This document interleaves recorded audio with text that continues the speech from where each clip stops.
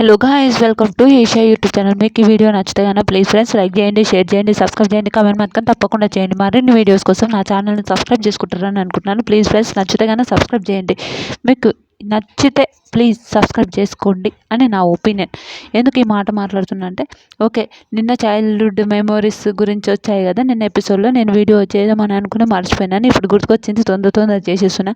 అయితే కళ్యాణ్ అడుగుతుంటాడు, తనుజ వాళ్ళ స్టోరీ గురించి చెప్తుంటాడు, వాళ్ళ ఫ్యామిలీ స్టోరీ గురించి ఏడుస్తుంటే సరే ఇంకా ఊకో అంటే, ఇంకా తనుజ ఏందో ఎంత కోపగించుకుంటా అంటే ఘోరమైన కోపగించుకుంటుంది కళ్యాణ్ని.